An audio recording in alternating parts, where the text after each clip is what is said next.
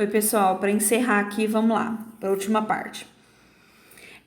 A administração de Nassau e a insurreição pernambucana.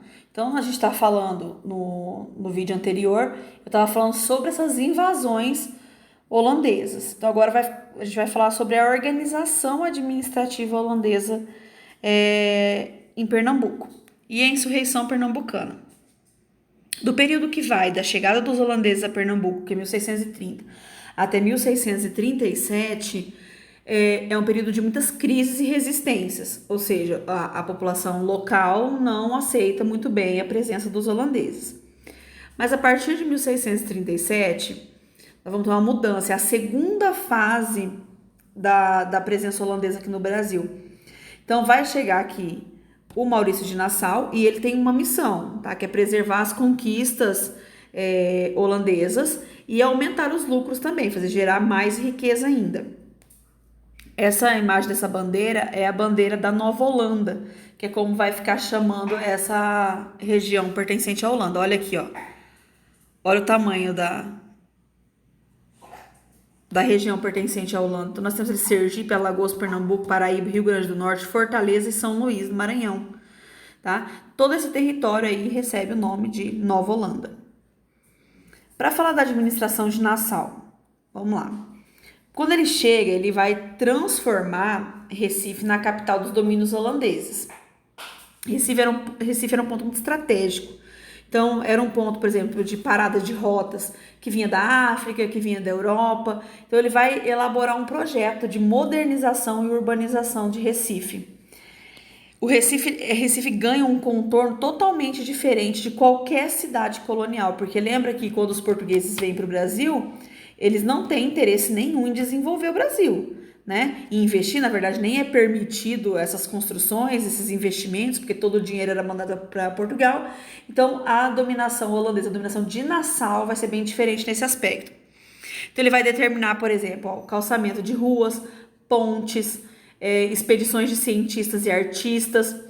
Vem muitos artistas, porque o Nassau, ele está inserido muito naquele contexto de renascimento cultural e científico e reforma protestante, aquela mudança de mentalidade que estava acontecendo na Europa. Então ele vem para cá com isso, tá? Com essa ideia. Ele vai mandar construir o zoológico, o jardim botânico, ele vai chamar médicos para estudar as doenças tropicais, ele vai construir o observatório astronômico. Então é um investimento incrível. As moradias agora passam a ter mansões, né, castelos. Tanto é que a própria moradia dele, ó, essa primeira imagem, é o palácio que ele construiu para ele e a família dele, porque ele vem com todo mundo da família dele para cá, que ele tinha certeza que ia ficar aqui durante muito tempo, né? Então, até dizem, né, que Veneza foi inspirada nessa cidade construída por Nassau. Olha só a moral do cara, né? Então, ali tem mais uma outra imagem de como que era parte dessa cidade holandesa. Então, o pesado investimento. Aqui nós temos a construção de uma ponte que ele vai ligar uma vila, né, a vila de Santo Antônio até Recife. Era uma ponte de 180 metros. E essa ponte, assim, demandou muitos recursos, muito gasto mesmo. Gente, lembrando que essas obras, esses investimentos do Nassau, muitas vezes o Nassau tirou dinheiro do próprio bolso dele para colocar essa ponte, inclusive para finalizar, ele tirou dinheiro do pagamento dele para construir a ponte. Por quê? Porque não era o objetivo da Companhia das Índias Ocidentais. A Companhia das Índias Ocidentais quer o quê? Lucro, tá? Então, logo esse monte de desenvolvimento, esse monte de coisa que o Nassau ele tá construindo, que vai demandar muito dinheiro holandês, vai se tornar um problema. Mas vamos falar por enquanto das vantagens. A economia. A economia açucareira no governo do Nassau triplica, tá? Se produz muito mais. Vai ser concedido mais empréstimos aos donos de engenho, mais construção de novos engenhos, prazos assim a perder de vista para se pagar. E ele também vai dominar o comércio de escravos, se eu não me engano, da Angola, tá? Mas eu não tenho certeza agora aqui se é Angola, me deu uma dúvida. Mas não dá para eu ver agora, não dá para pesquisar agora. Pessoal, outra característica importante do governo de Nassau, tolerância religiosa. Ele vai reduzir o poder da Igreja Católica, tá? Na Nova Holanda.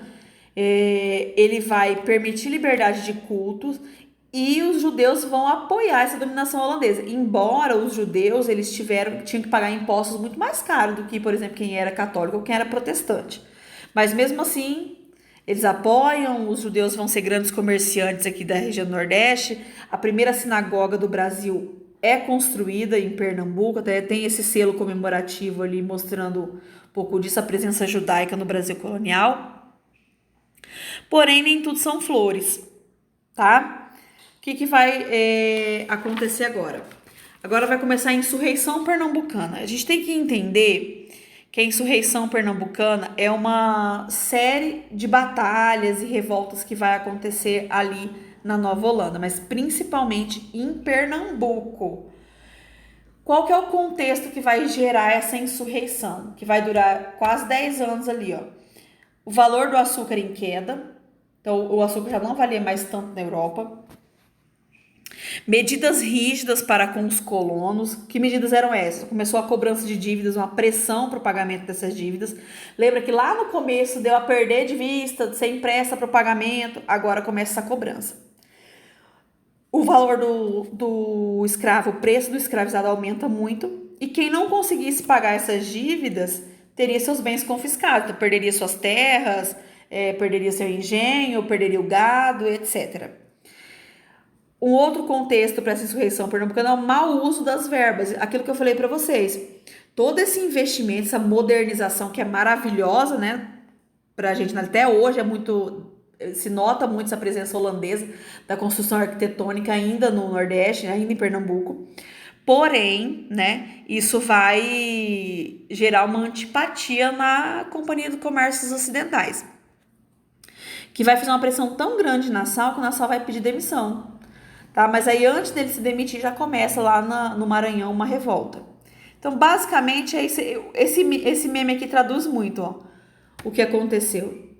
Você não precisa pagar os holandeses e expulsar eles antes, né? O senso comum fala muito isso, que os donos de engenho, os senhores de engenho, se colocam contra a Holanda e começam a apoiar os portugueses para expulsar os holandeses para não pagar as dívidas. Eles não tinham dinheiro para pagar e aí eles vão expulsar para não precisar pagar. Aí começa a sequência aqui dos conflitos. Em 1644 nós temos a expulsão dos holandeses no Maranhão, tá? Em 1645 essa insurreição pernambucana recebe o nome ali também de Guerra da Luz Divina, que era um aspecto assim mais religioso, então os católicos começam a defender essa expulsão dos holandeses. Em 1645, a gente tem a Batalha do Monte das Tabocas, que vai acontecer em Pernambuco. De 1648 a 1649, essa primeira batalha ali, do Monte dos Tabocos, ela tinha como objetivo a libertação de Pernambuco do domínio holandês. 1648 a 1649 vai acontecer a Batalha dos Guararapes.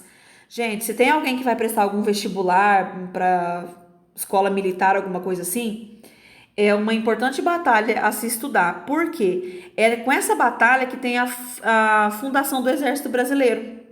É nessa batalha que se desperta um sentimento de nacionalismo muito grande no Brasil. Então acontece no Morro dos Guararapes, também ali no Recife. Os holandeses, embora fossem bem mais numerosos militarmente, eles acabam perdendo porque desconhecem o território, era muita lama, né? Eles vão ter uma série de prejuízos. Mas essa batalha daria para fazer assim, aula só sobre essa batalha de Guararapes, é muito importante. Mas a gente não tem tempo, a gente vai seguir.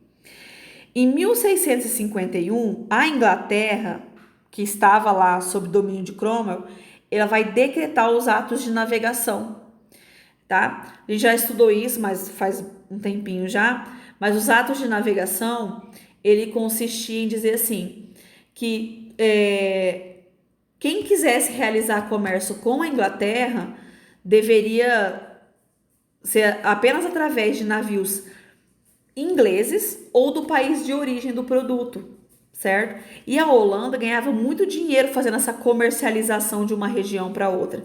Então isso vai falir e a Holanda vai decretar guerra à Inglaterra, tá? Em 1651. Então pensa, essa série de conflitos aqui na América, Nós vamos ter a decretação dos atos de navegação, que vai prejudicar diretamente ali os holandeses vão fazer guerra, então vai estar em guerra na Inglaterra, guerra aqui no Brasil, é lógico que eles vão perder, né? Em 1654, a Holanda assina a rendição, certo?